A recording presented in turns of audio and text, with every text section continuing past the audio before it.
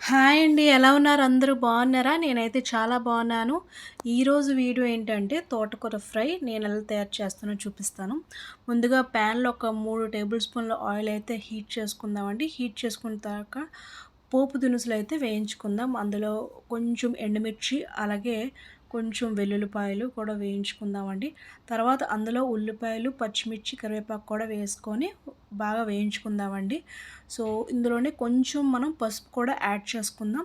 తర్వాత ఇందులో కొంచెం సాల్ట్ కూడా యాడ్ చేసుకుందాం. కావాలంటే సాల్ట్ తర్వాత అడ్జస్ట్ చేసుకోవచ్చు. సో, దీన్ని బాగా మనం కలుపుకోవాలండి. సో, ఇప్పుడు మనం ముందుగా కడిగి పెట్టుకున్న తోటకూరనైతే బాగా కట్ చేసుకొని ఇందులో వేసుకుందామండి.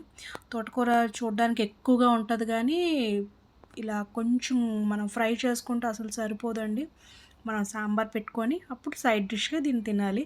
సో, ఇవి వేసుకున్నాక బాగా కలుపుకుందామండి.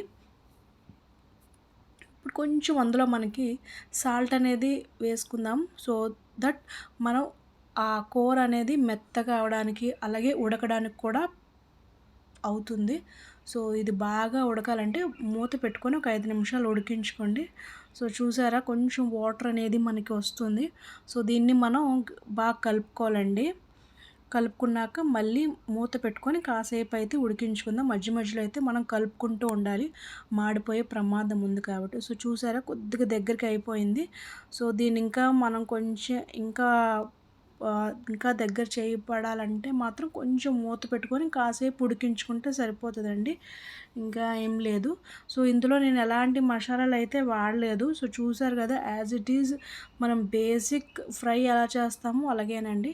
సో, నా వీడియో మీకు నచ్చింది అనుకుంటున్నాను. నచ్చితే లైక్ చేయండి, షేర్ చేయండి అండ్ సబ్స్క్రైబ్ చేయడం మాత్రం అస్సలు మర్చిపోకండి.